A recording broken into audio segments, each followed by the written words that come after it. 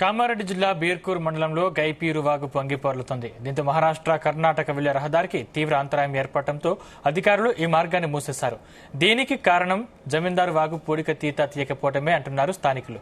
ప్రతిసారి భారీ వర్షాలు కురిసినప్పుడల్లా జమీందారు వాగు నుండి గైపీరు వాగు వరకు సుమారు 200 ఎకరాల పంట పొలాలకు నష్టం వాటిల్లుతుందని రైతులు ఆరోపిస్తున్నారు.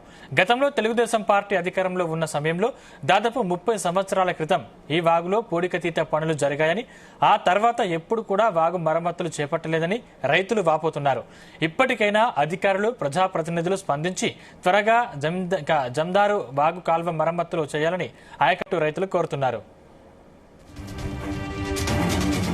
మాకు చంద్రబాబు నాయుడు పీరియడ్లో ఒక్కసారి జమీందారు వాగు నుంచి ఏడుగేజీ శివారు వరకు మొత్తం కాలువ వాగు తీర్చిన వాళ్ళకి అప్పటి నుంచి మాకు ఏ అబ్జెక్షన్ లేదు.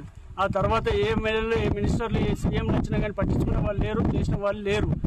దాని మూలాన అది ఇప్పటికి ఇది రెండోసారి మునగడం. ప్రతిసారి ఇలా మునుగుతుంది.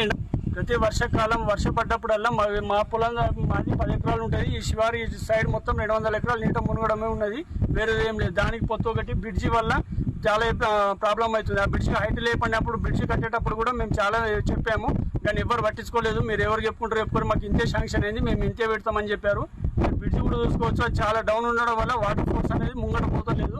మాకు అక్కడ నుంచి వాగు మొత్తం చేపించి బ్రిడ్జి హైట్ లేపితేనే మాకు పంటలు ఏమైనా పండుతాయి. ఇప్పుడు ఇన్ని వేలు మేము పెట్టుబడి పెట్టాక అలా నీళ్ళం మునిగినాక మాకు ఏం వస్తుంది? అసలు మొత్తం మేము లాస్లో ఉన్నాము. ఇప్పుడు అది నీళ్లు మునిగి ఇప్పుడు తేరినా కూడా అది వేస్ట్. మాకు పంట వేసుకున్నా కానీ మాకు ఏం లాభం లేకుండా అయిపోయింది. ప్రతి సంవత్సరం మాకు ఇదే బాధ ఉంటుంది. మాకు పట్టించుకునేటోళ్ళు లేరు, వచ్చేటోళ్ళు లేరు.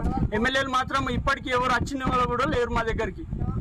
ఇది మాకు జమీందారు వాగు నుంచి మొత్తం ఏడిగే వరకు వెళ్తుంది. ఈ వాగు అక్కడి నుంచి తీసుకుంటూ వస్తేనే ఇక్కడి వరకు ఏదైనా వస్తుంది. మేము రైతులము ప్రతి సంవత్సరం ఎంతో కొంత మేము తీసుకుంటున్నాము. తీసుకున్నా కూడా మాకు ఈ ప్రాబ్లం తగ్గుతలేదు.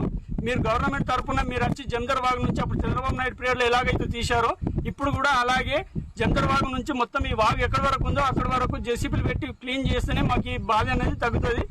ప్రతి సంవత్సరం మేము ఇదే ఉంది, అప్పులు చేసుకుంటూ లాస్ట్కు ఏదో ఒకటి చేసుకుని పిల్లలు తీసుకొని సావడం తప్పించి మాకు వేరే ఆప్షన్ ఏది లేదు.